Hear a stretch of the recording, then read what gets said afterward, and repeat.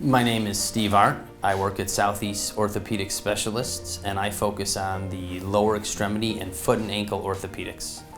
I joke with my patients that there's really no problem in the foot and ankle that I won't see them for. Could be bunions, ankle arthritis, fractures, tendon injuries. Care does not always mean surgery. Care, in fact, in my hands, rarely means surgery. I would say most of the time I'm managing non-surgically.